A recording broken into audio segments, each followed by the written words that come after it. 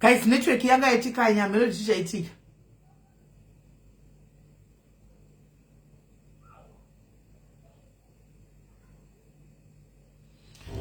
Live yanga yatika nya guys, amelo zvaitika.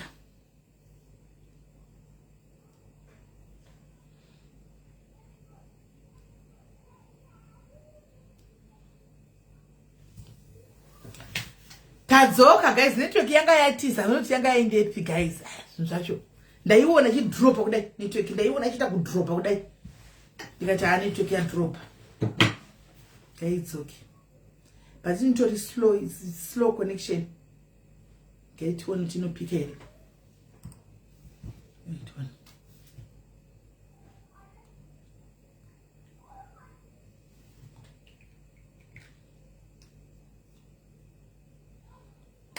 Tazok. Abanyanya ndikuzaiva mchina kigwasa ine nyaya. Mese makamati zini chikuza inyaya. Sharon. Ameno. Ameno.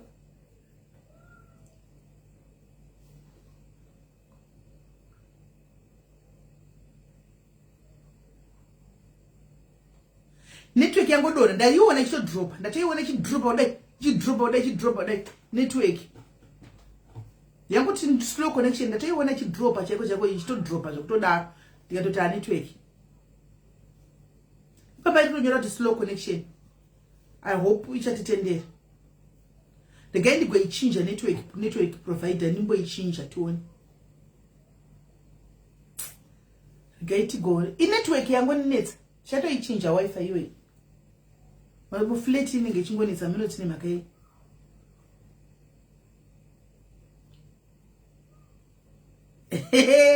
Telina udanyaya. Telina udanyaya kan. Makundinzwa zviri clear izi. Yadzoka ka network.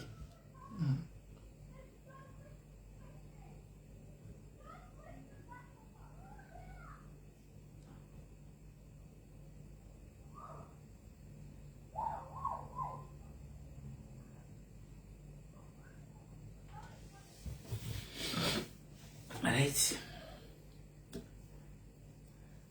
Ande guys, ande tegaiva mwe vanga vari pano tegaiva. Virgin media Virgin media inotonetsa chaiko.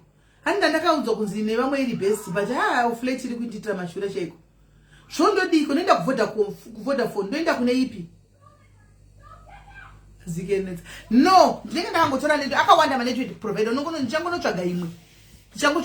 Ndichatoona kuti ndeipi yaningachinja. Ndichatotsvaga ndochinja ndichinje because hi man.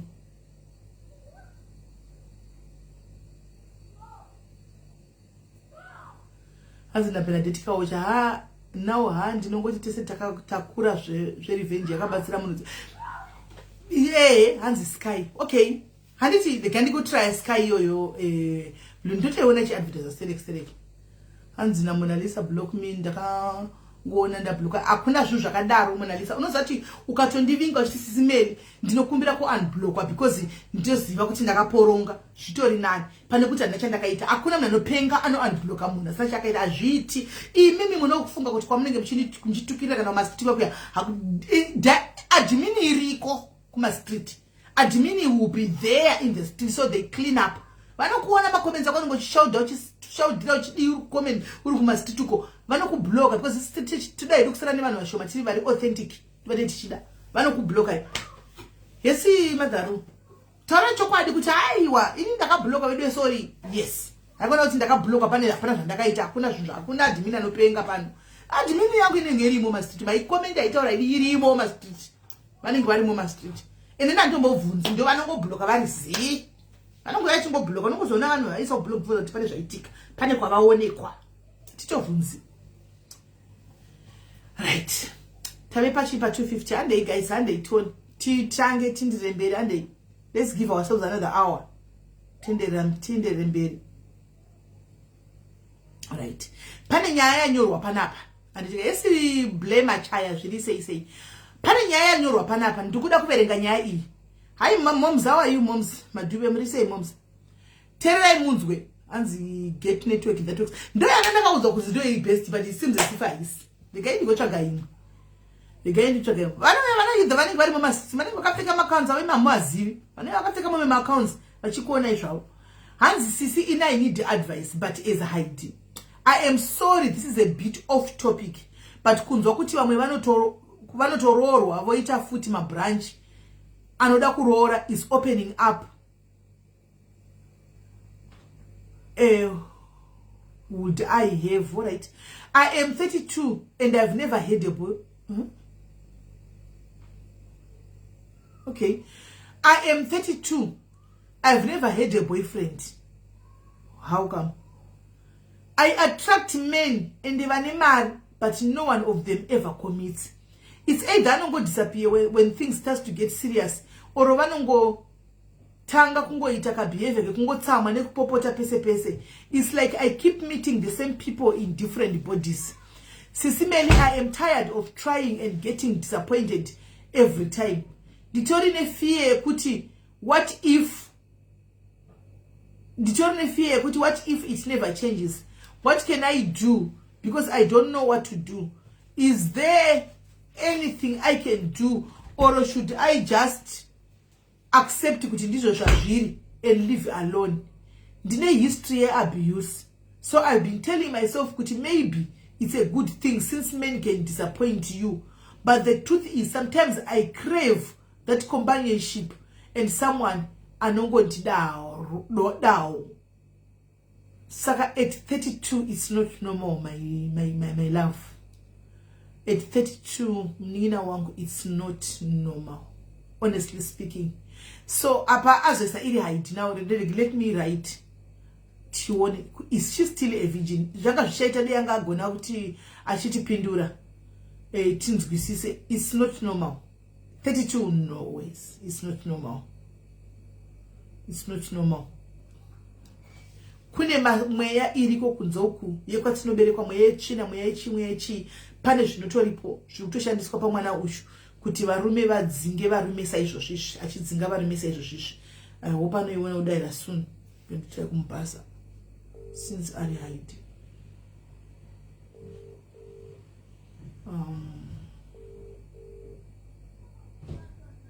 Dipindure pa WhatsApp ipapa.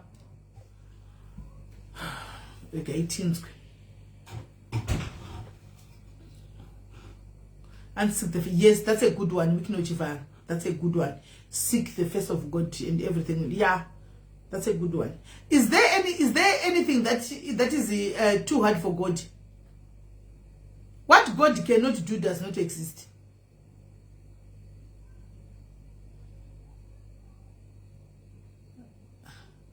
Because 32 is.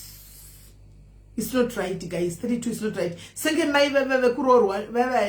No, I'm still. Let me understand the message. Let me hear from here. My 50 years very 15.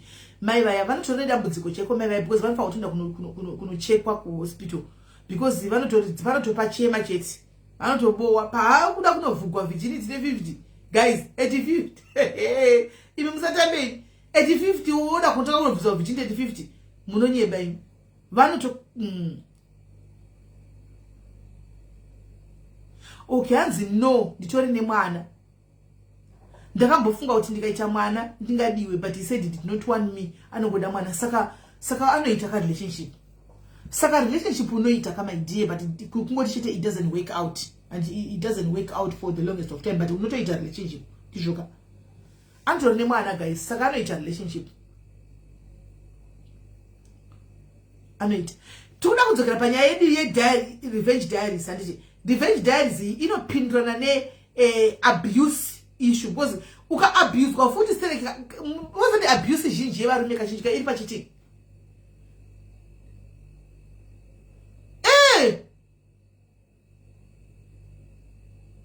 Hanzi na engineer, can I ask you after drama rese rakaitwa have you forgiven completely? Yes, I did. Hello. Hello, SIS MELLY. But SIS MELLY. wangoti tausuda ubuda pa live. Wabuda ubuda pa live. Because because not on the nature SIS MELLY. Like in a relationship, say kuti Johnny. Mutombo usvika kana pakuza nauti kana kuti mudanana. Ko mwana wakamita sei musingaudza kuti mudanana? SIS MELLY. Apanga pasina kana mai wefaya ndakupiswa nyama seli. Ndinoisamvura. Right. Kana apanga pasina kana utomboti azvinambosvika kwese ikoko azvitombosvike kure rinongonoita kana kuti 2 weeks zvongotaura pafoni muramba angoti si. Aiwa ka. Ndoda kuwapa pati yemwana. How did you get pregnant? If iwewe uchita uite relationship taingotamba nezvekuti zvoni mungori vanaka muri kuchikoro mumboendawo out moita tingori shama idzo taenda out tozokuita usikanzwa masters aripo jani kanda masters aripo masters option masters iripo kanda masters my sister ndopakangobata chinhumbi ipapo but ndakatomuti. How old were you? Ndine 22. Maingotamba 22 mupasira musingadanani. Kuti mangosangana nditi matotanga kungotaura muchingotaura and then taingoita zvouti zvoni muri kuuniversity muchingoendawo out and then pazvinozoitika zvozongoitika. So how did you tell the guy? Andisandamboudzwa nemukomana ndinokuda. How did you tell the guy kuti I'm pregnant? Ndakatomuudza ndisati ndatombomuudza ka ndakatomupindira nemwe musikana magumbezi. Ndobva ati chipo kwamzana I'm pregnant. Akangonditi zvoni sikawafunga kuti sei. Anoziva mwana wake as it is right now anoziva mwana wake. Anomuziva pamwana ndinochengeta ndeka ndakatozoenda zvekuenda kuchild maintenance but kana ndaiti ndangokumbira anything ainingotanga unoita hasha utanga upopota but kind of child maintenance ndaitumirwa ma-messages ndichingotukwa all the time. No, it's not normal. So you're saying ausata wena mukomana nokudzo kuti ausata mbonyorero I love you my sister. Ndisati ndambonza I love you upenyu hwangu.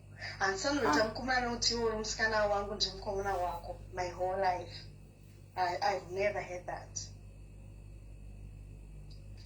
Huh? Serious? Serious. Apa ndinovaona leo kutsvonika munhu anenge kana kuti latest cars. Because you are beautiful. You are beautiful. You are a very beautiful lady. I'm just so shocked.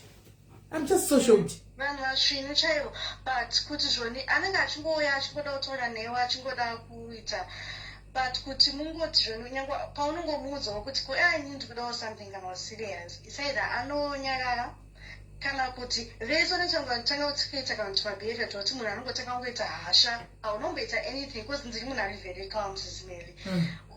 Anongotanga kungopopota kuita hasha. I think zvinatsondoafita because ndakaenda like on a date again panongesvara naye latest not too long ago. Takatanga tichiwirirana but ezvino because tautanga kutaura tese zvaitonga zvinoenda serious akutanga kuita tuhasha tongoti anenge achingopopota achingotsamwa handizivo chii chinenge chichiitika. Iwe paunenge wakarara papa usiku tell us the truth aumboroti uchiita zvebonde nezvinhu nemunhu kana chiwa usingaoni spiritual husbands? I've done it a few times, but is it really something chingala? Yes, it affects big time because zvinosiya mazai zvinhu zvazviya unosemwa nevarume hauite relationship spiritual husband. Remember spiritual husband inenge ichitoti ine mukadzi wayo saka is jealousy of you kuti ungaita mumwe munhu kuti aza serious newe chinoda kubata nacho chinewe chiri icho. Yes, saka zimwe longe kuti I feel like defeated sometimes. Don't forget to okay fine pamwe ndunze ndishimwana mbiki but no 32 no 32 no aiwa 32 achati uri mwana mbiki point kuti zona I just feel defeated. I don't know and like when I was trying to start out last incident yakaitika handina kana kutovhunduka because ndatojaira ndangonyaramba ndakanyarara ndatongojaira kuti sindozvo zvinongoita. Ha But 32, no. This is not normal. Honestly speaking, it's not normal. It's not normal. At 32, have you ever told mama? No, I'm so embarrassed. No, you need to tell her. Even You my need to friends, tell I her. don't even know how to tell them, because all my friends were like, I was like, and how do I even? I just feel, is it me? Maybe there is something wrong. Varume like even pamunenge mchitamba papa pacho. Pane yanomborana newere mukutamba imomo like kungotamba kwame mchitamba sina kuti ave makuda kukomita serious. Munoteta bonde. That's where the problem is. Ani mazviona. Munoita bonde. I've experimented but nothing will happen. Also, point maybe if I just give in. So I've done different scenarios. It's always the same thing. But your mom needs to know, my dear, because you can't go around the struggle. You need to tell her. Can I already embarrass the ndichava ini ndoshi kusangana nemwana but akutonyara takudzewo samama. I think takuda rubatsiro. We need help. Time is going. Naivo kusatofunza kuti wo kosa se usati wati waroro kana kuti kudini vanenge vachitosha tofunza wose.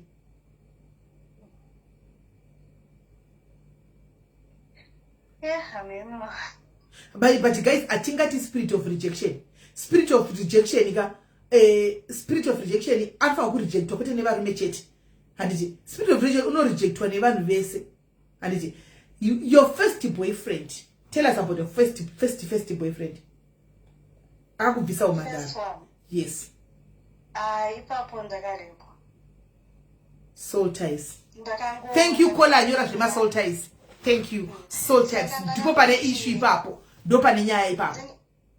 Ndangori neshamari yangu anditi aingotamba magame nangu. I never used to kana kuda munhu anything.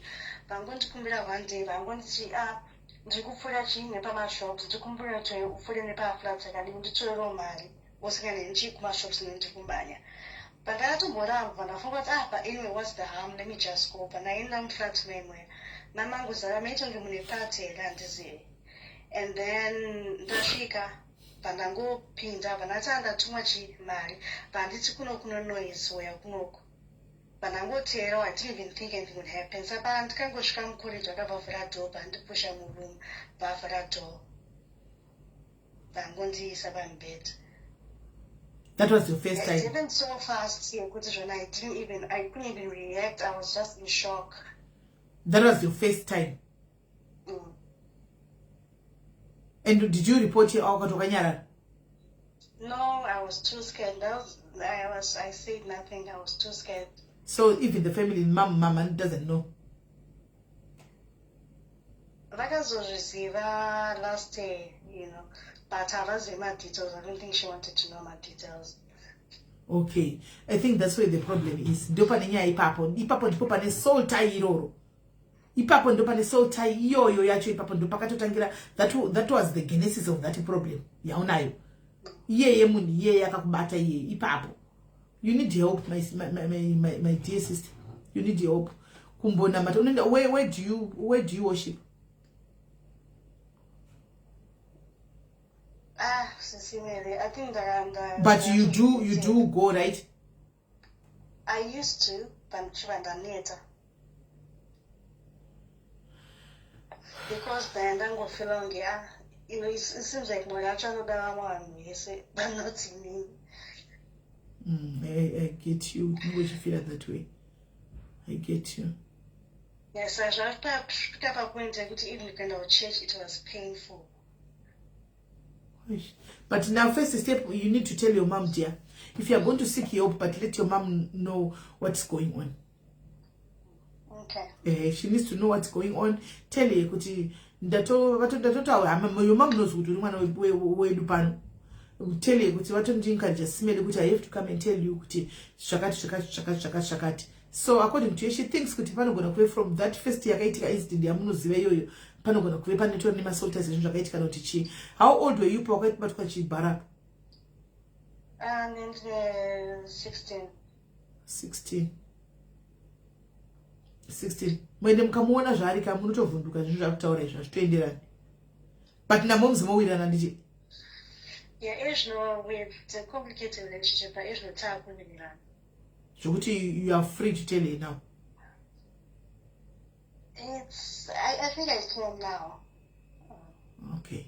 No, I think you have to do that. Then try to find help. And just to say okay. Oh, sharp mwana wangu pano chaiku kutodaro guys. Mwana wangu kutodaro chaiku. At some point I was the mom. Right. And change the audio when playing my play the voice. You know voice changer. Hey, mina ndimboenda ku voice changer kwacho tione. Ndandichinayo here. Voice changer. Okay. Let's see.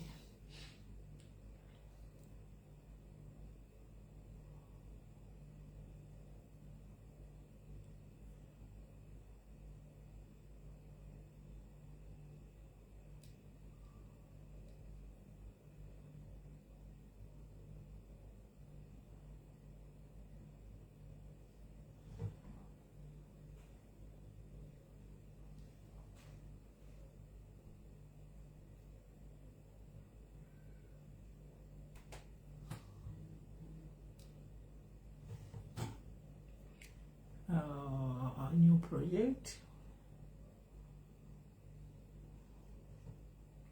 Should you say? Do you really? No, I see. Yakuzondivhurira ma voice notes vamwe vanhu panapa. Manje iri kupi voice note ya? Mina ndokufara ndichage.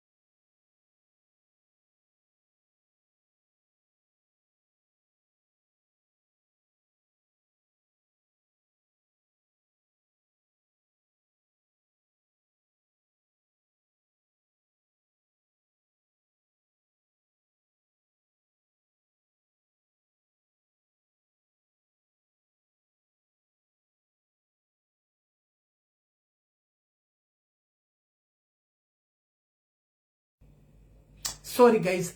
Ndorisa sepa fast forward.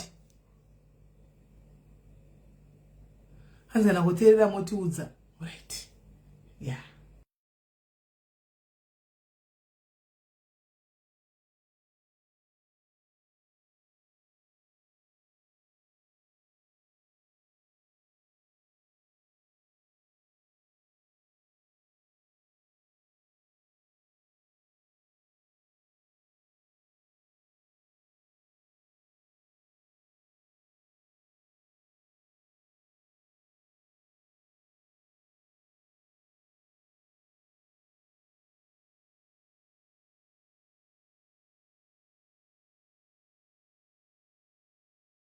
You're good. Yeah. Typical kind of thing. Right, you hope you're good. Typical kind of thing. Couple. Did I say what I did? I'm saying about that. I'm going to cheat. Red-handed. As I nyanya kufleta. Achitambira kuma inbox lewakati. Achingota chuma funny comments. Achingota chuma funny kufleta. So I need to go and one day. I can comment on the picture in his inbox for Facebook. And I think that he actually beautiful. gorgeous, stunning, into bandatura phone yake asingazeni bandamukanda pastatus msikana ya status yake bandanyira mashoko kuti my beautiful stunning gorgeous friend.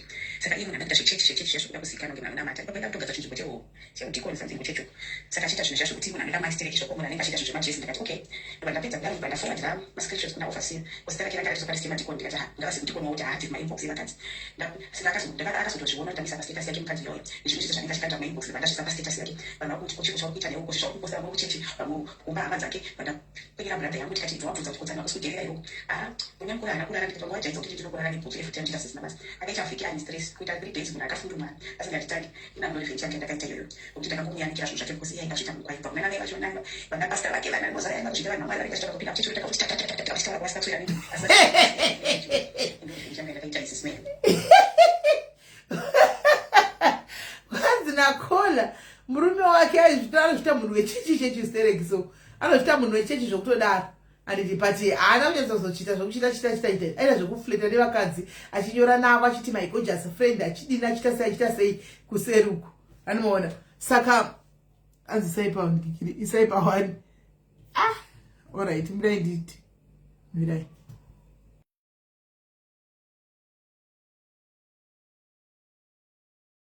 Toda kukudzaiwa what I did. Handisana kubata zvangu murume wangu achichita red-handed asi ainyanya kufleta achitambira kuma-inbox evakadzi achingoita tuma-funny comments achingoita zvinhu zvifani zvekufleta izvi. Saka ini ndakabva ndazwa kuti one day akanokomenda kunenge picture inomusikana mu-inbox pafacebook yanga ifriend yake achiti beautiful gorgeous stunning indobva ndatora foni yake asingazeni bandamukanda pastatus musikana ya status yake ndibandanyora mashoko ekuti my beautiful stunning gorgeous friend. Saka iye munhu anda kuita zvechechi zvazvokuda kuzikanwa ngemwana unamata. Ipapo aida kutogadza chinzvimbo cheudikoni something kuchechuko. Saka achiita zvinhu zvazvo kuti munhu anoda mastereki shoko munhu anenge achiita zvinhu zvemajesi ndikati okay. Ndapedza kudaro ndaforwardira mascreenshots kuna overseer kusitara kira ngati zopari madikoni ndikati ngavasi kudikoni wokuti saka akazotozviona ndamisa pastatus yake mukadzi yoyo nezvinhu zvese zvanenge achikanda kumainbox bandasvisa pastatus yake vanhu vakuti kuchiko chauri kuita newo kusvi zvauri kuposta vamwe kuchechi vamwe kumba hama dzake bandapengera brother yangu tikati bva wabvunza kuti kudzana kusuderera iwo murume mukuru haana kurara ndikati wanga wajaidza kuti ndinokurara nebhutsu refuti yandita sisina basa akaita avhiki ani stress kuita 3 days munhu akafundumara asingatitangi inamdorevhenchi yange ndakaita iyoyo nokuti ndakangomuyanikira zvinhu zvake because iye aida kuzviita mukwaipa kuna navai vachonanga vana pasta vake vana mozara yanga kuzvita vanhu mwari varinga achitaka kupinda muchechi takakuti vachitaura kwasitatsvira nezvekufuleta nechiori indorevhenchi yange ndakaita SIS MELLY. maizwa nditi hanzi ndivai kuti vapinda ndichatoda kuti vachita marevhenji akaroverwa revhenji manyama pangotogwa vasikana vanhu vaikomenda vanobva pasi pastatus yemurume papo apa murume aiso palist yekuti ochitiwa mudhikoni ndobva vangoso angokanda pastatus zvese my gorgeous zvine manyorora zvazvakaitwa ndobva ngokandwa pastatus akadaro apa uri kuzvita munhu wemweyaka apa waisa palist remadhikoni apa vanhu vese vakutaka kuchiona manje kuti ko chichi kuitika panongoenda kuzvita honi kwai saka ndo revenge diaries yangu yandakaita handimazvora ndo revenge yake yakaita right vamwe yaitinzwewo makapafambisa sei right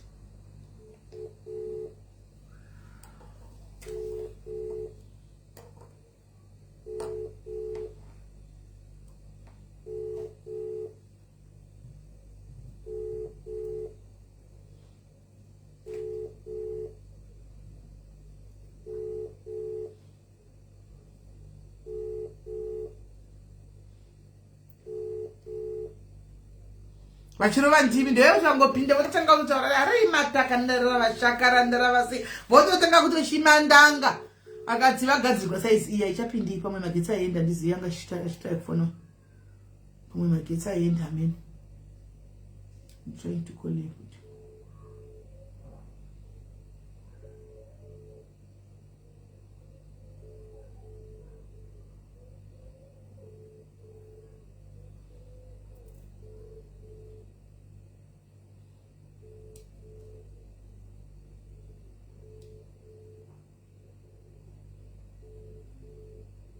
Aishapindi right pane here vamwe guys vada kufona please tell me mubatwe nguvayi I'm on live now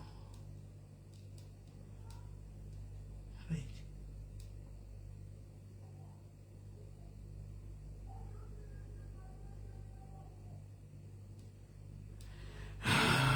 Okay.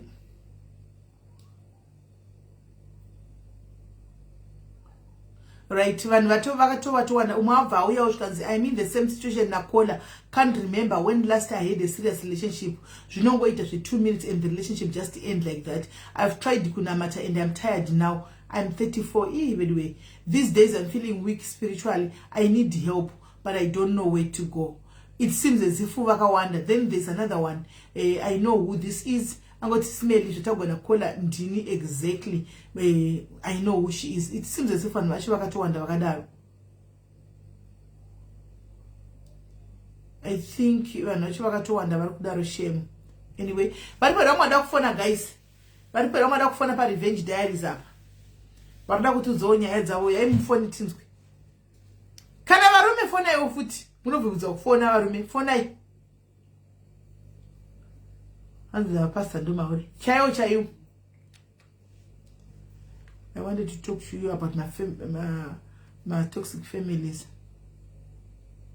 Okay. Guys, munondibvumira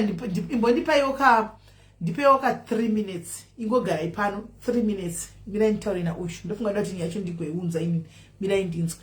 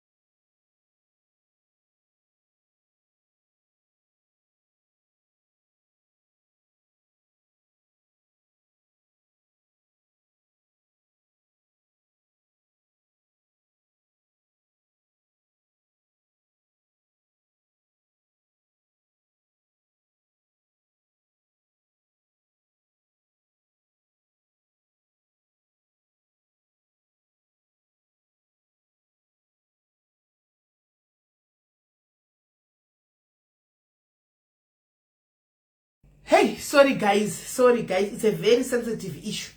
It's a very sensitive issue. It's a very sensitive issue. Now, sensitive issue actually yet tricky pakuti even very involved, they are on the life. They are on the life. So kuti ndichakwanisa kuti ndimubudise pana payanga isingaiti.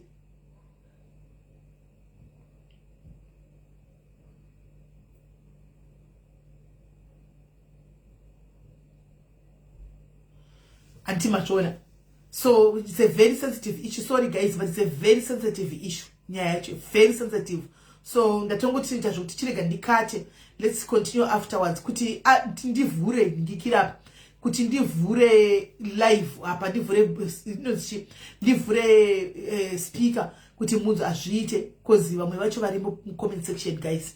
And so you have to understand sometimes kuti these people they are carrying a lot. But kuti ndichaivhura apa just like that azvigoni guys, zvanga singaiti because vanhu vacho vari mu comment section, but mira ichitaura kumaseri vachauya, they will come, vachauya kuya vari kuya mirai makadaro zvenyu kuya vachauya, right? Pane asenda message yake pano anzi hi sis Melly, I'm going through zvamamuchitaura mamanje kuti you were alone uye ukarwadziswa haugoni kupinda murudo futi, ina handina shamwari oro ani zvake uye ndikada kuita relationship hakuna kwainoenda, munhu anongonyarara ndonyengwa asi muswa ndobvuma zvatovharana. I have a lot to say, handichatofunge kuti ndine basa ndinotovaraidzwa zvangu nemi. I'm 30, ndine 2 kids kana bonde handimazviona. And chitipai sensitive yacho tinzosimeli. I can't mother roof for now. I can't. Vachazotaura vega because the other parties also in the comment section. I can't. The time will come. The time will come. Mirati fonere umningina wedushu.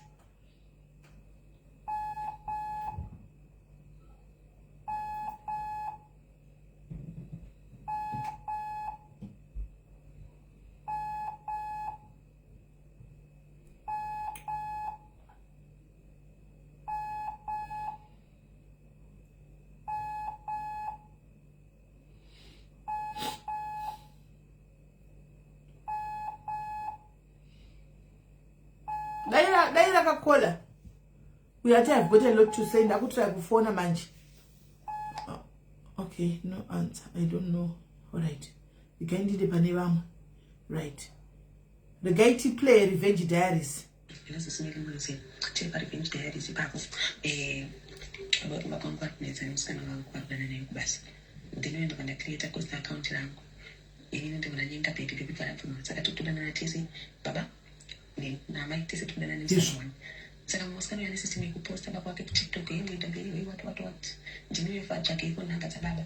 Baba ndikwanyorera message every day, ndikwanyorera message every day makadi baba kuti say what because I'm zvekutengesa mubhedha. Saka I'm trying kuvatsveta baba ava ndakavakangobvuma chitekozo chinavo chatopadhuze sometimes ndobotaura navo vane mukadzi, of course vane mukadzi, but inini ndinongonyesa musikana chete kuti asiyane nezvaarikuita. Baba ava topadhuze SIS MELLY zvakatongoita ndinodzoka nenyaya yangu back kuti zvaita vese vachachema is either murume wangu or musikana wangu vachachema because musikana anonyazoziva kuti ndiripo, so ina handikwanisi kunorwa naye, but tiri parevenge ipapo, takatsika tiri ipapo. Maiwa here muri kuinzwa here guys, mainzwa here muri kuinzwa here Revenge Diaries, right? Terai munzwe SIS MELLY tiri parevenge diaries ipapo vapangu varikuedza nemusikana wangu varikudana naye kubasa. Ndinoenda kana create cost account rangu. Ini ndivona nyenga baby varapfuma. Saka totodana natese baba namai tese todana nemusikana wangu. Saka musikana yana system yekuposta pakwake kuTikTok yengoita mberi what ndinoyefa chake iko nhanga dzababa. Baba ndikwanyorera message every day, ndikwanyorera message every day makadi baba kuti say what because I'm telling zvekutengesa mubhedha. Saka I'm trying to baba ndakavakangobvuma chitekozo chinavo ndinongonyesa musikana chete kuti asiyane nezvaarikuita. Baba ava topadhuze SIS MELLY zvakatongoita ndinodzoka nenyaya yangu back kuti zvaita vese vachachema is either or musikana vachachema because musikana anonyazoziva kuti ndiripo, so ina handikwanisi kunorwa naye, but tiri parevenge ipapo, takatsika tiri ipapo. Hey, zvanzi nakola murume wake right now ane musikana varodanana naye handiti. Saka aona musikana pane musikana varodanana naye iye ndobva anovhura ghost ndobva anyengawo musikana ari ghost. Musikana ndobva akabira. Saka vese vakadana nemusikana 1, murume wake naiye vakadana nemusikana uyu. Then mwana uyu musikana uyu anowanzisa mudhara wake mumutse. Kelly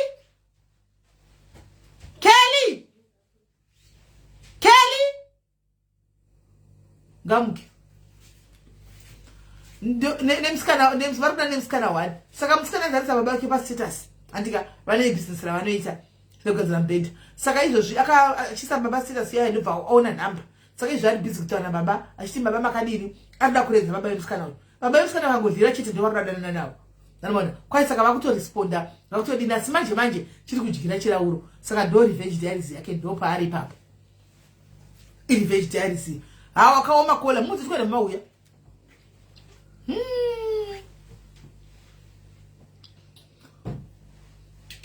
Ha pakaipa guys. Pakaipa. Okay, pane uya kufona.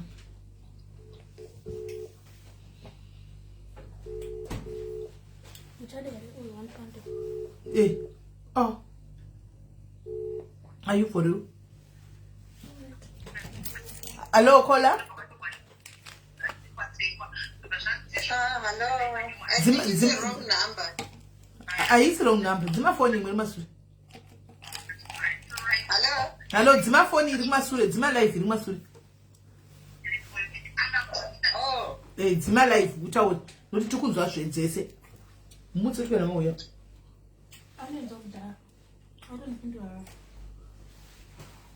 Why dzimandi? Right, chandi tinzwe. Zvakamira sei pa Revenge Diaries?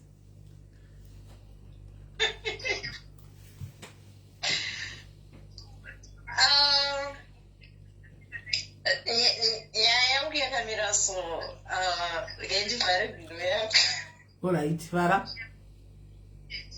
Okay, I've been married for the past 19 years. Okay. There are 2. So at first my husband was okay, but when we came to South Africa, 2010. So along the way, I remember Sarabada, and all that stuff. So then he started to change. I got to promote on Basa, and then he was earning a lot. So it started 2015.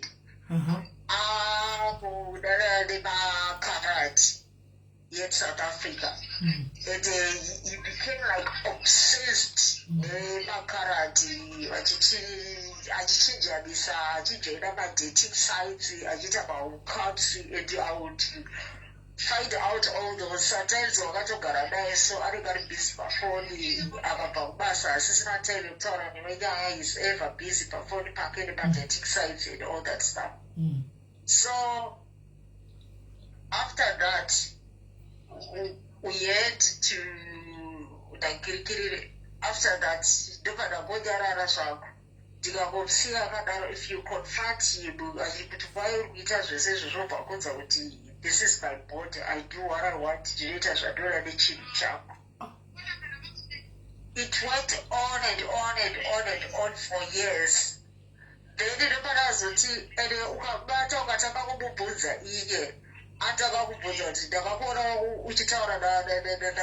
next door. So which is now. Say Patafamba the Obuya Putaparis, Bulosirada. And then it was all about to hide that. So every time when you bring up Batra, you reach out to Kabu. I got also Grava Repairing Kupa. No matter what, 1 day or put our resource. I will do it.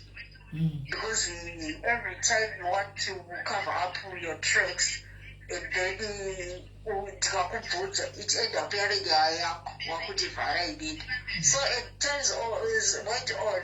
Then I don't want to start our days here. Even if my sisters are going to woke up that late, the other ones here. Because I was coming to Tabana, they want to hear this kind of year. And then you know, the tools are done that you can teach and it's right there. This is moved to years. One put on support as well. So as time goes on, the Jagandi Rwanda is a single boy. zvakandirwadza because akasvika pakutamba nemwana nemusikana atogara mudhuze achitodiziva munhu wadaititaura naye ndopa vatitsa mwana wese ende ndakarwadziwa svika pekupedzisira.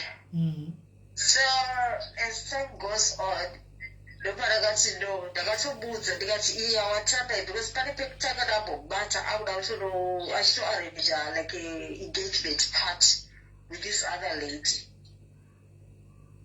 Ndobva ndazvibata and then I confronted the lady zvikanzi akasitabvundudza watanga nemukadzi chichichichi ndikati it's fine handina kurwa newe but I just find out that uzvizive kuti ane mukadzi. Then I confronted him ndikati ngatisiyane akabva aramba akakumbira urekera vakati it will never happen from now on I have changed and ipapo that was yeah, actually 2020, got almost about 10 years tese, and they are still doing this. So it went on. The I get a sample teacher. Kadanga would get up to do something because you won't suspect. But you don't buy it. But I got matter it broke me the point. I went into depression. The good I get a second teacher pega. Ndikarwara kuota kutara then after that ndakabva ndazozvidza kuti no I'm not going to cry I'll revenge. Because I'll revenge and I did revenge. I made sure that I has to get somebody who is better than him professionally, even who looks and all that. And then around about I decided because I have a video calls with his girlfriends. I have a video call after that so it was a bed breakup Singapore. But she had support of the family members. But that lady was in Zimbabwe. They started going by South African like research, and then Wakazosiana.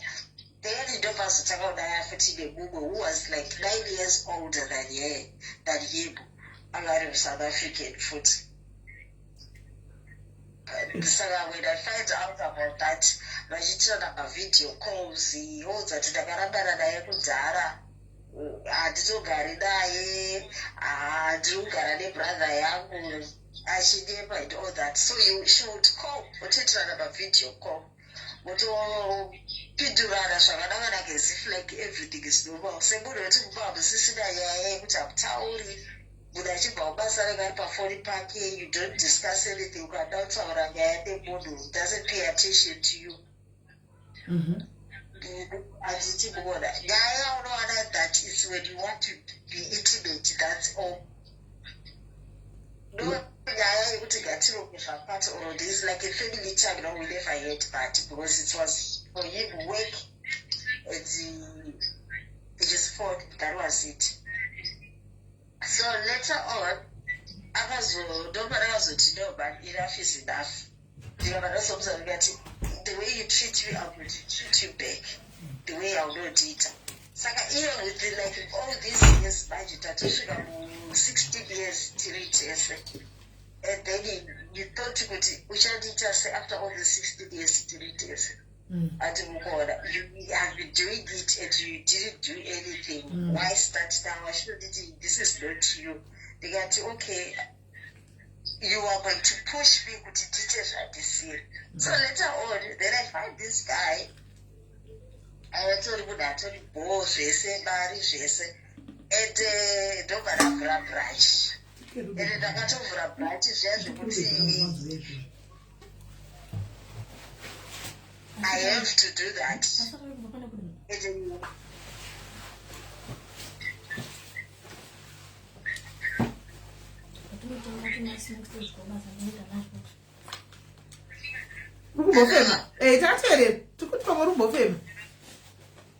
Okay. So after that, then I had to continue with that guy. Yeah, I would have went about it, but it was like you only like so good chat of my phone. ndokutaura pafoni ukatoti I need to do this your birthday you think of it totokutumira kana because aigara munhu ari munhu ari busy nebasa and was a businessman kuti time chaichakeje also yet family time akafunda so and then you would travel out of the country and then also so you would meet maybe after 4 months but muchitaura nyaya every day after 4 months. And then, so I was contented that I was okay because I didn't know what I was to tell. So then he started to think that I didn't go to and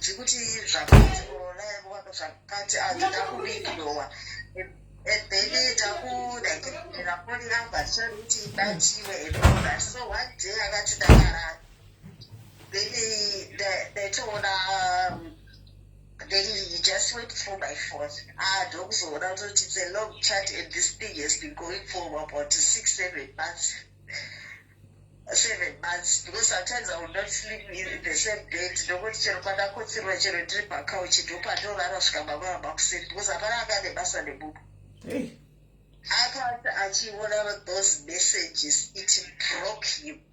Jessica boy because I remember when I want to achiti taura dore bedroom rakavhurika tichienda bathroom etedaye tikunokorera tikaona deti vakagara vakabata shaya vachifebereka iri ndakarara ndisi kuziva zvekuti if you were supposed to kill me you was going to kill me that night but makuseni nepandakaona ndakarara ndakaisa foni yangu nezvandakaona iri ndakangozvudza tafinish alambondibvunza kana kuita sei aita kuda emonth akana kuti bvunza ine ndada kuhla manje kana atisi kuti kunarufunga chi wash the plates there clean all the sink clear everything up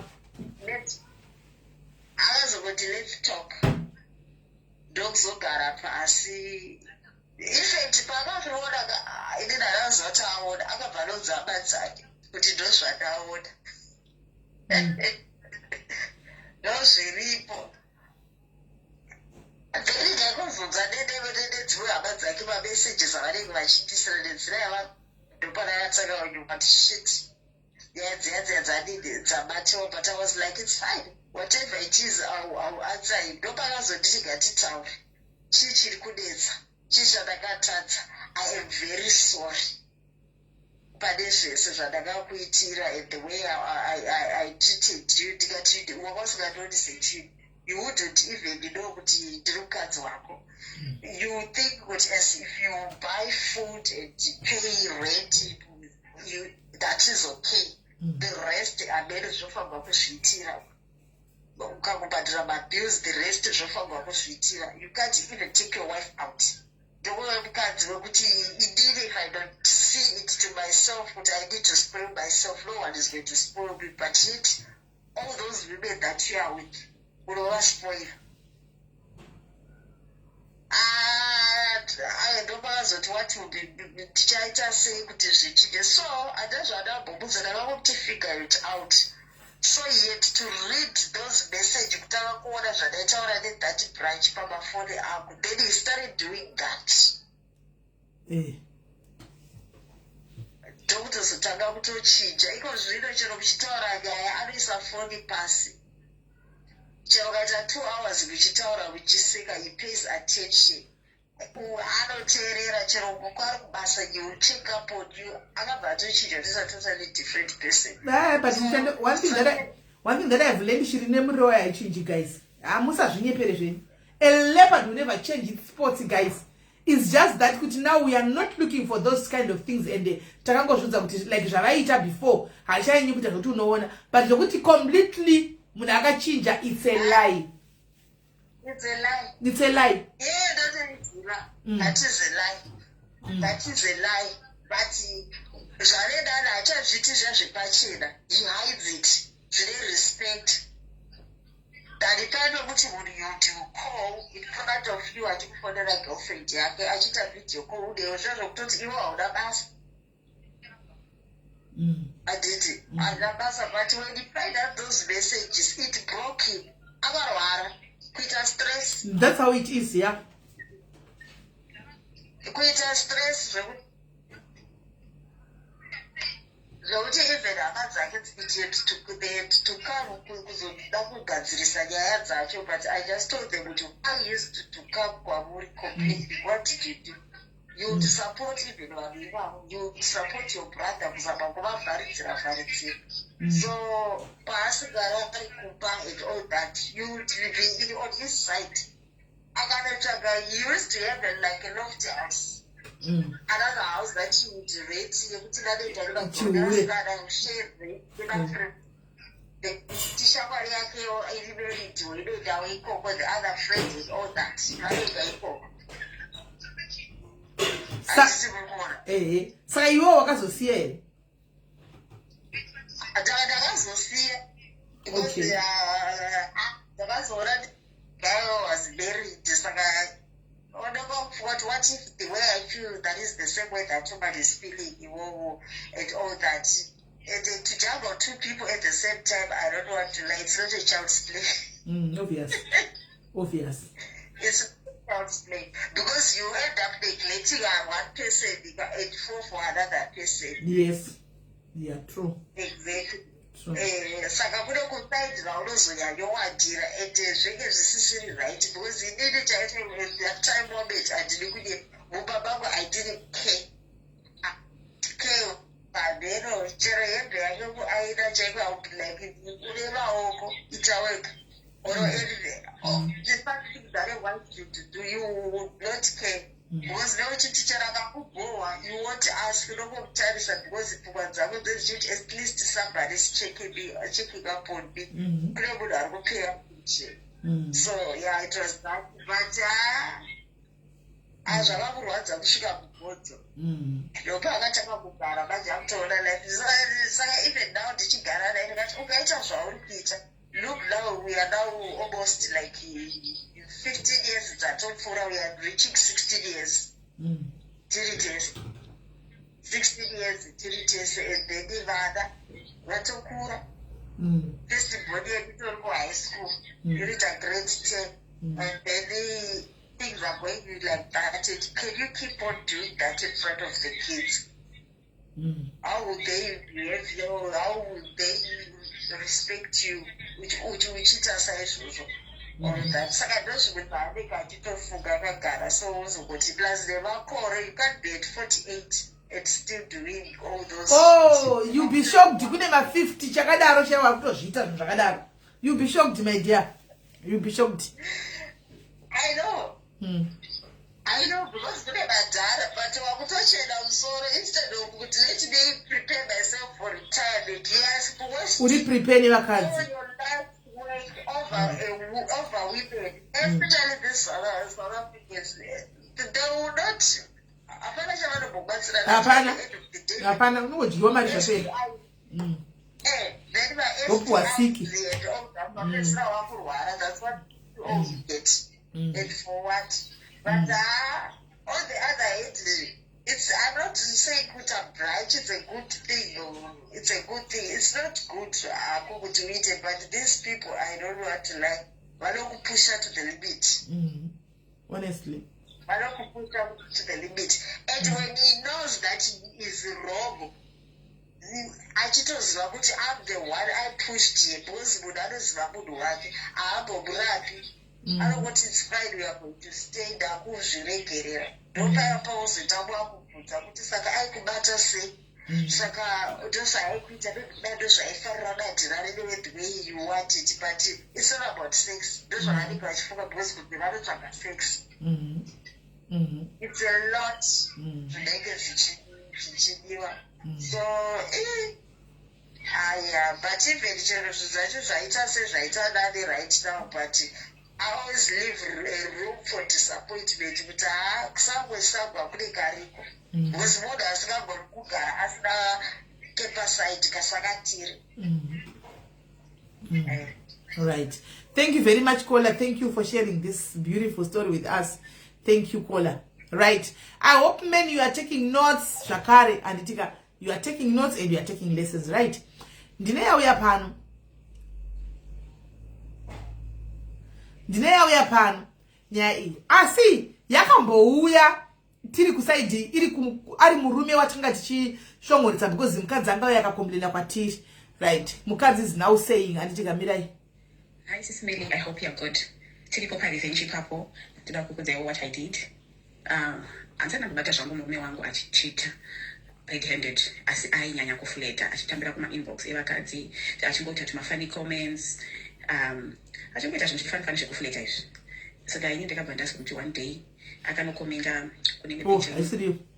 Alright. Hanzi SIS MELLY ndini wemurume ndini wemurume wandakaisa status uya. We came to UK nema COS. Tichisvika murume asati awana basa, I was footing all the bills. Iye achiti anoda basa refield yake yaishanda kuZimbabwe. Saka my bank card was always available for use kwaari and kwandiri. Pasina zvokuti ndini ndega ndiri kushanda, yaive mari yedu tese.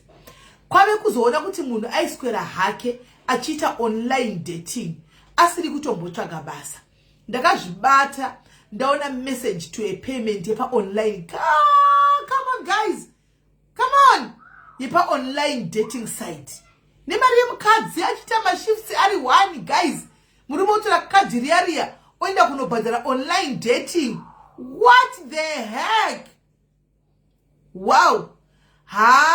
Ndakadya magaka mambishi ndikati kubva nhasi zvinhu zvose muno mumba it's a half.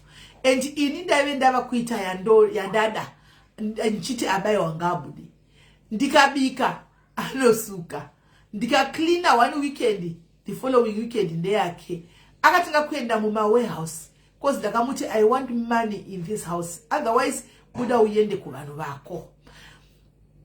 Vanhu vako ve online. All home expenses toita half. Mwedzi unenge usingakwani mari yake anotoenda kuma extra shifts. Because indakamudza kuti I will not chip in. I have forgiven him, but I was broken kuti ndofane kushanda. Iwe oshandisa mari ku dating site. Problem ave kuita kunge ave munhu kwaye. But ndakamubvisa mumoyo mangu. Chira kanditi I love you handichanzwi ini. Now ndave free spirit. I go out with my friends. Kuma show ndave kuenda. Iye anenge achiti haite zvemashow nekuti anonamata. Ndoenda achisara ogane vana. My revenge is sweet because I now do what I want. Ende zvinhu zvaaindirambidza zvaana mashow achiona nekunamata ndava kuinda. Basa tave kuita half. Akundirerutsirawo.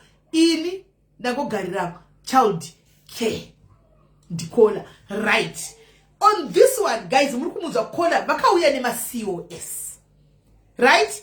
I always say kuti akuna munhu anopenga guys. Anongomuka akati kune murume ndotokubvisa pa COS rangu. Azviti. Panenge pane zvinenge zvichiitika. Ane muri kumuwa perfect example. Vakauya vese nema COS. Mukadzi ndakataka kuya murume akauya. Andi mukadzi achishanda akabekezela kuti murume ari kuti ndoda mutsvaka kabasa rangu randaiita. No problem. Mukadzi was open to a card. With a card, akaisa pa table. Because since I'm footing all the bills, right? Card is secret. You can take the card and use it anytime. Since usatwa kushanda, what does the husband do? The husband takes advantage of the lady. Antika muriziwe COS. Otora card. Oinda kuno swipe pa online dating. Come on, how disgrace is that, guys? Yeah? How stupid is that?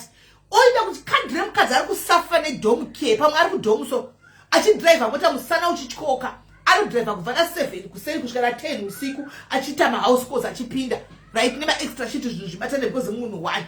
And then you take the card, you go and swipe ku dating site kuti uone magaro evamwe vakadzi kuti ukwanise kudanana nevamwe vakadzi. Come on guys, kana ndimiwo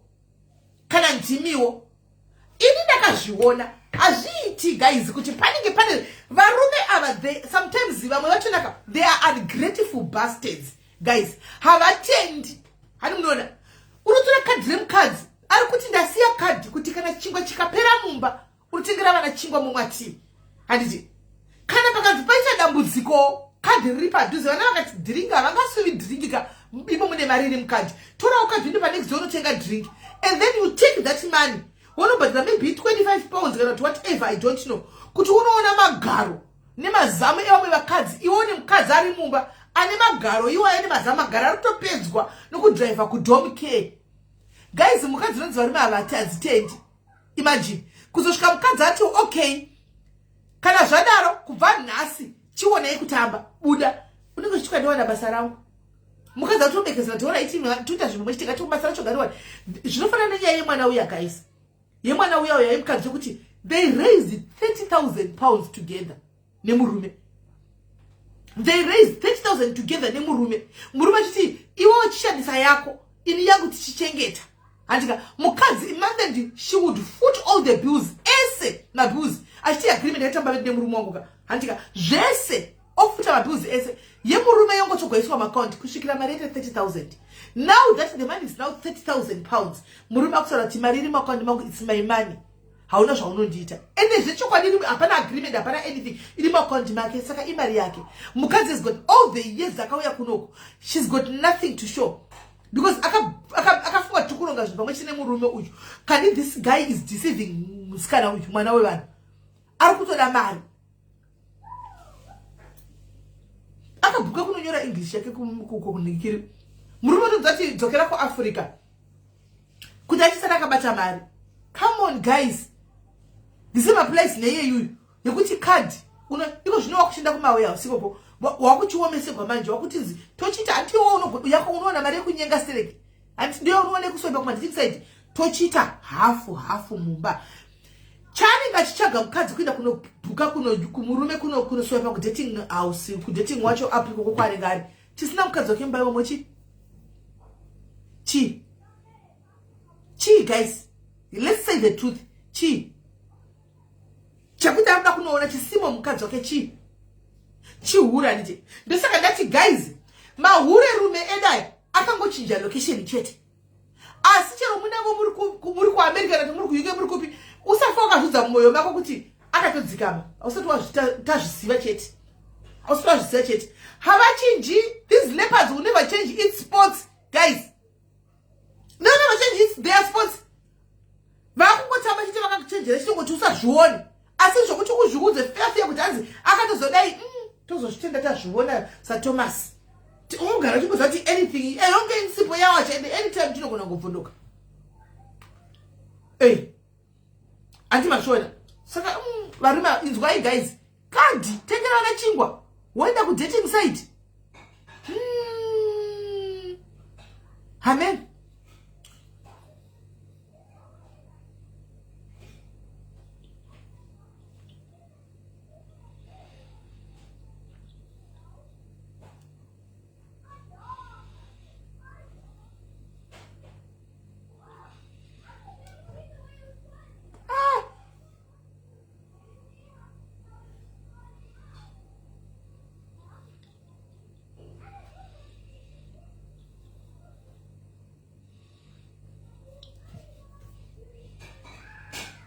Mari ngavambatsire musikana uyu to encourage ngavamubatsire musikana uyu encourage SIS. No aiwa akutoita don't what zvinhu zvake zvikutoita akutoita chekutanga takamupa kansela wepana pa kansela counseling here and then now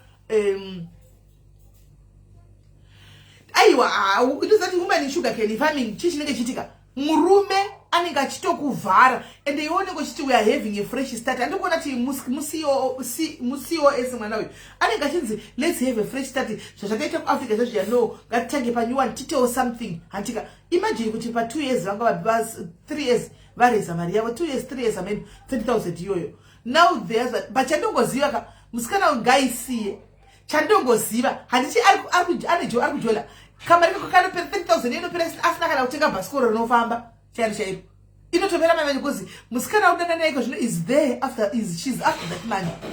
Ari kuti achaipukuta mari iyoyo achaidya mari iyoyo. Andimona kana angoidya yapera mari iyoyo ndopa achasvinura ende musikana nemukadzi anenge kutoshanda maybe akutosevhera mari yake ega. Varume vane utsinye guys pane chimbotara pame sometimes kuti you sleep with the devil, you dine with the devil. The person who's supposed to love you The person who is to protect some needs to protect you. The way yavanoita nevakadzika uchongoda kuti ndimuroi ndisatani hake paakagara varume kungoti we cannot live without them, we can't live without them as well. Anymore. So the probability of balancing, I don't know kuti inozofamba sei pakadaro antimaona, but honestly speaking amen vari pera mwane revenge diaries. Okay, this one was calling, let's call it back. Hanzi na Josephat Shilenje muzukuru wangu yeye. Hanzi vanhu ngavatange vazvipira kuna Mwari, mademons chaiwo panodiwa foundation ine blessing ya Mwari. Now chinonesa Josi anja muzukuru wangu yeye guys akunyorapo. Chinonesa now Josi, how many men commits to God?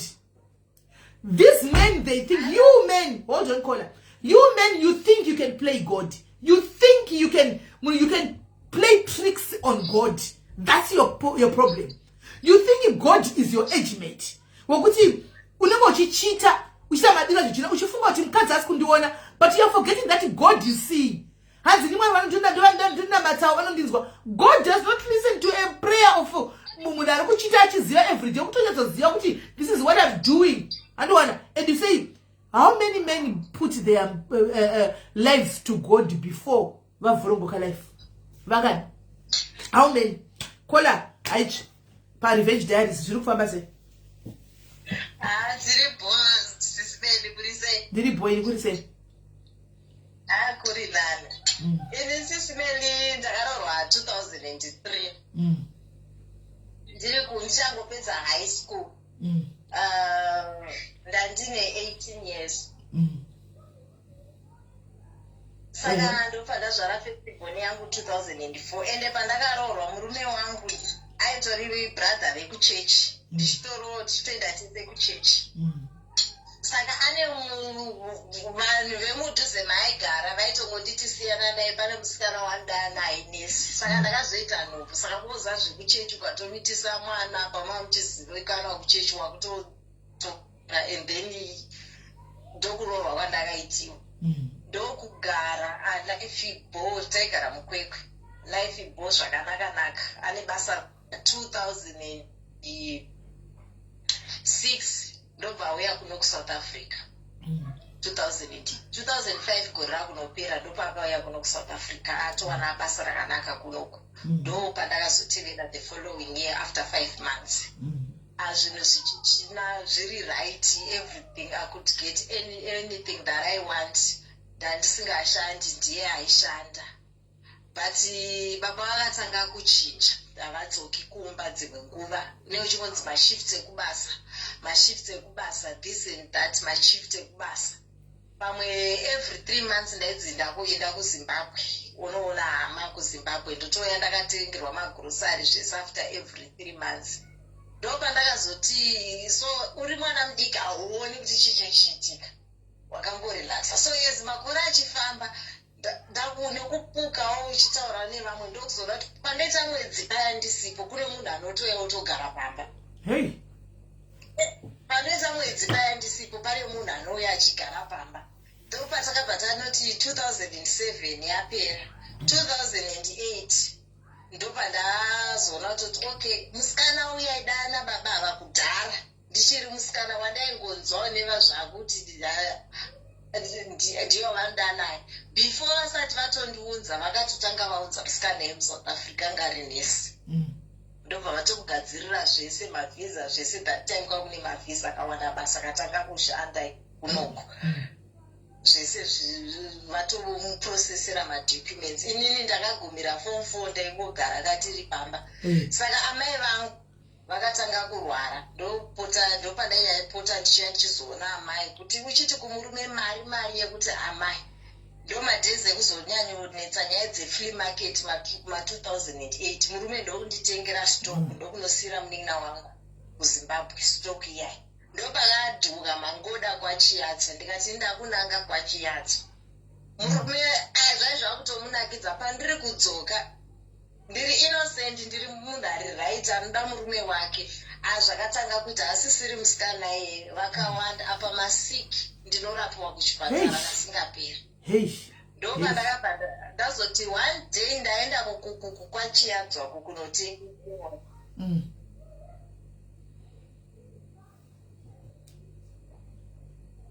ndaenda kwachiadzwa ndokuzonyengwawo naye munhu aita zvemadiamond aitenga madiamond diamond baya toro rich mogwe ikoko kwaMutare ikoko ndokutozotanga kudanana naye ndakutongorwa Joburg Mutare watovhura branch wakuchinouyawo negonorya uchimupawo zvisimeni aya kumba kuchagariki wakutoza kuti pandinodzoka idzodzo 1 week iyo yandendiri pamba chakakaenda kwaaenda handina kana basa handichabvunzi paanongodzoka ndorova Joburg takutosima diamonds aya tichiuya nawo muno waisa pahold takutosmagula mauya aya akutomubatsira achimapinza muno muSouth Africa chiya chizomatengesa kuno life ibo amai vangu ndakutochengeta zvakanaka uko hatisisina varapiwa zvese zvinhu zvese zvave right life iri kutofamba munin'ina wangu ndavhura business iyakunoti ndikati iyo stock yaya wakandipa iyoyo yandakatanga naye kwachiedza ndo iri kutondipisa mari ena handichaendisi zvekutohodha hembe zvatongove zvekutovhara mari ndakutopiwa from emadiamond ipapa nerichi mogu yai kumba manje amai vava kutanga kupopota kuti waiwa kugara uri kunoku hauchadi kuuya kana kuzotiona unongorova Joburg Mutare Joburg mujoloona kidza murume takafona so taitukana kwete zvekutamba pafoni ndobva ndakata vaya baba vakazofona ava vebranch avava nyaya dzatochinja amai ndo pavakatikana ndakarohwa naamai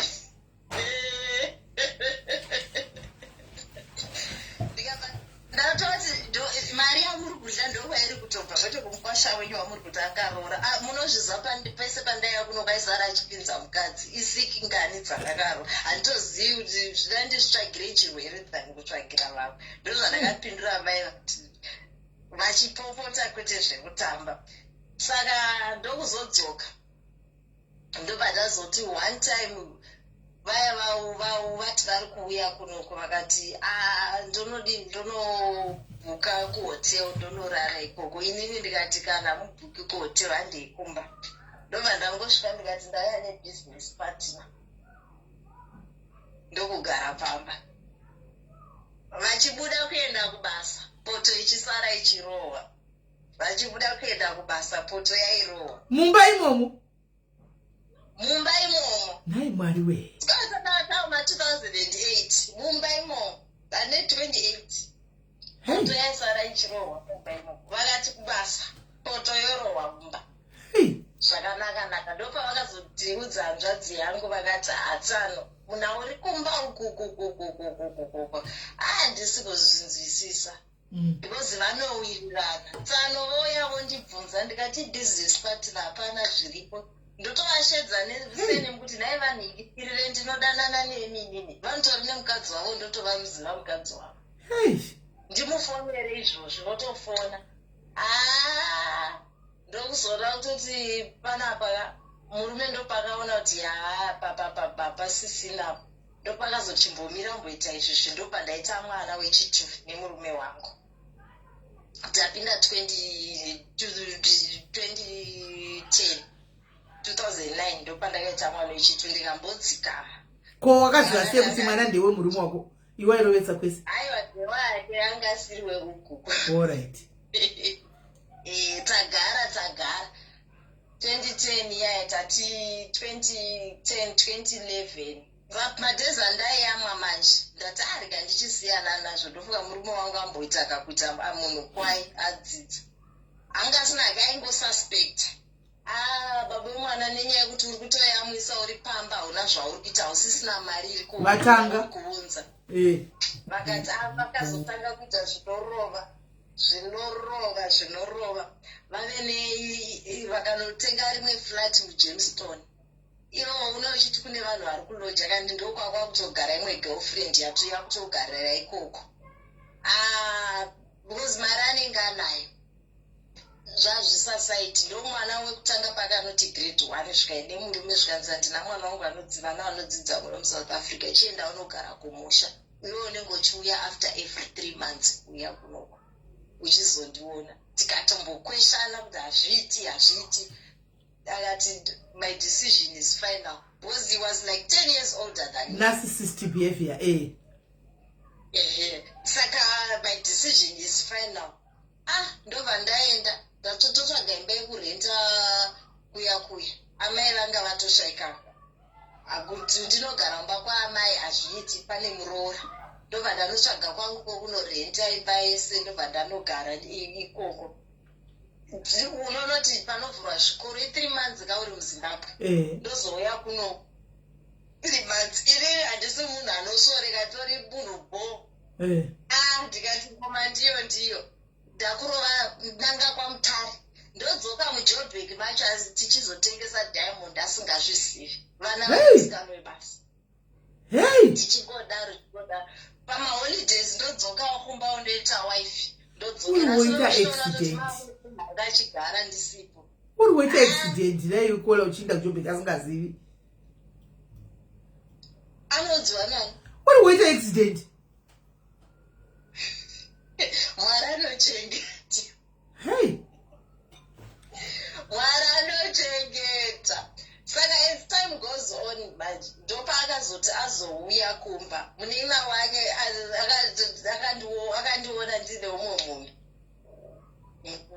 ndazodhibana nemunina wacho ndobva akazofona uyaya ndobva azouya akati ngatitaurirane ndopatakazomudza ndikati every time ndotozviziva kuti kuna ningi ndakumudza ndikati daikubvunza unenge uchindirambira. I can't live like this. Yokuti masika ndainorapiwa ndandisingazivi chinonzisikiri. When you find me ndaitori mhandara, you're the only man wandaiziva muupenyu hwangu. Handinambotamba umhandara zvese izvi. And then now you come and ask me all those questions. Apa une vana vangani before after vana vedu avatakaita to you've got 4 more kids with a different woman. Ndobazomboti ngatisiyane ndobva tazosiyana ndopatazotanga kuitawo zvegold tiri ikoko chitakuitawo mari ndopaakazodzoka akatinyengerera life yakuita zviri nani akati ngatigadzirisane ndikati allright ngatigadzirisane but ndobva ndijuta akabva andibira mari akauya kuno kuSouth Africa akabva anyarara pakuzomuti konhaiwe zvikanzi mari yandakatora yaenderana nemota pawakatanga kuenda kuZimbabwe payo chipana vakudzidza Zimbabwe ndaida mari yangu yemota tikangoti it's fine ndokutozosiyana kwatakaita.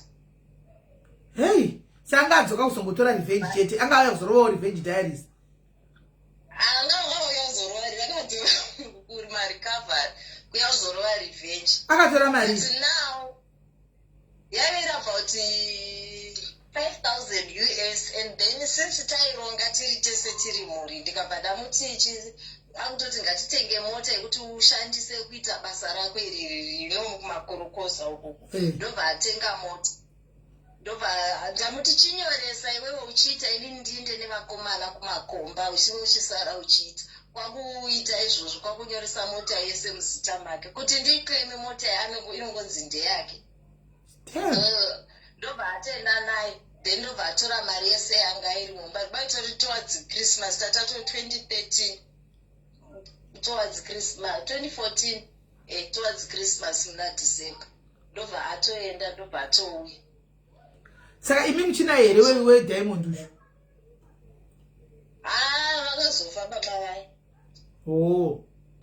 vakazofa vakaita cancer vakazofa because takatozongocontinue like that and then eventually ndobva vakazoshaika. So then I continued with my life. But I know baba vevana vanoendesa kuchikoro zvese vanoita. But you was wakazenda ku South Africa manje. Uchiri ku Zimbabwe. Ndichiri kugara kuZimbabwe. Uchiri kuita zvegold. Ndokuya kuno for business chete ndichidzokera zvangu. But zviri kufaya haro business. Yeah, zvitombozama. Manditi. But ivo havana wozvezvewedzera vana pavanenge pane vavanawo ndozvandozoziva because asi mukadzi waakazorora nesiya haana kuzomurora akazomurorwa neumwe munhu. Mukadzi waakazororawo havana vana vese arimo vanogara muno muZimbabwe. Zvakatoka haana kuzodzokera kuSA. Akadzokera but mukadzi wake anogara futi anomwe mukadzi anogara muno muZimbabwe. Alright. Agarire mukadzi. Iye ndiye anopota achiuya kuno kudzoawo vasina mwana. Saka hatizivi kuti sei asingandogara nemukadzi achida kushanda ari kuva vasingagari nevakadzi. Achiurasve. But with that time when I was revenging SIS MELLY handidi kunyeperai. I could feel kuti no. Not kuti unenge uchida munhu wauri kudakirira naye iyoyo, but know that I want him kuti andibate agonyatsonzwa kurwadziwa kwandinoita. Nekuti inini what was I supposed to do? Ndinobva kumba alright wakati ndotsvaga basa wakatiti handina mukadzi anoshanda gara pamba you raise kids uya housewife I'll do everything for you alright zvese unozvana zviri right chero chinditira zvese but inini I play my part.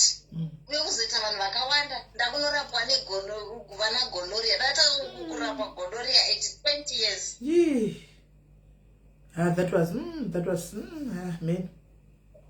Zvasingaiti unonangirikirira at 20 uchizodai paunozonosvika kuma-24 wakutonwa mapiritsi echirwere chausina kupita chausina kutsvaga.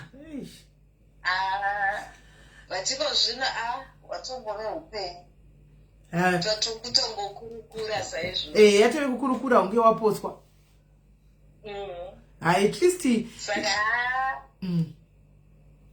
least hako kana makazosiyana henyu better. But paakazongangirikirira ipapo paakazozvidiscover kuti baba vaye vakaita 1 week vari pamba pangu yanga isiri business partner azova neproof. Akambogara akapinda mushawa akambozvidira mvura ari mushawa akagara pasi. Ndozvinonzi kana vakadzi vakuchita torai satani anogara pasi achitora manusi chaiko.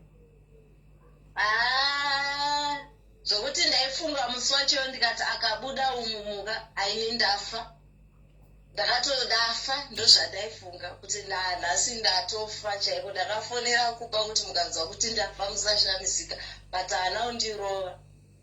Akaita 1 week asingatauri almost 2 weeks asingatauri asingadi achibuda achienda achidzoka kudya asingadyi mumba ekubva adyongosvikorora akanyarara achitanga kutarisa kudai so aitura befu kufema akazongoti mwana iwe handina mboziva kuti ungandidai mumba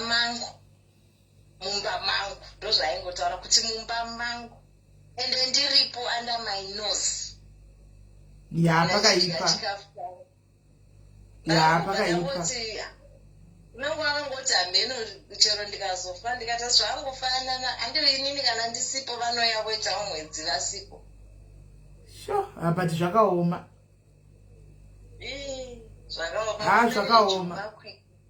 Zvakaoma, right. Thank you very much, caller. Thank you for sharing the story, At least men, you are taking notes and you are learning, right? As well as women, right? Thank you very much, my sister. Right. Izwaimunzwe guys panapa. Mr. Nyamayaro Varipo is now in the house. So I'm thinking let's give him an hour. Antika, you can now take you can now take all the COSs, all the people in the UK about my new rules and regulations.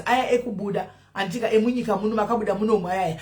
Now we are going to have a chat now anditika vachitaura and then muchibvunza kune vasingazivi Mr. Nyamayaro anditika is a solicitor anditika a lawyer muno munyika wezve immigration izvi vane questions vaya vane chii kwaiko zvinotomboti sendekei dzedu idzi anditika dzemjolo tombovaunza anditika so I'm not gonna mix nyaya 2 anditika ndakudropa guys 1 hour chete ndakudropa and then we bring Mr. Nyamayaro panapa and then vouya vodini vokwanisa kuti vatsanangure saka guys all the COSs chibva imadedzana all the COSs anditika and neavo vagara vakare vari muno vese anditi uyai munzwe zvizere let's put to rest all these speculations kuti this like yes, I saw people panicking a lot tichinyezo zvati havaronyanya panika papi chepo now mwene wa interpreter the way ari ku understand nazvo zvazviri kutaurwa anditika so let's get to here kunenge vanenge vakadzidza nezvadzo anditika nezvazvo zvinizvi anti muripo guys ndokata and then todzoka and then we continue anditika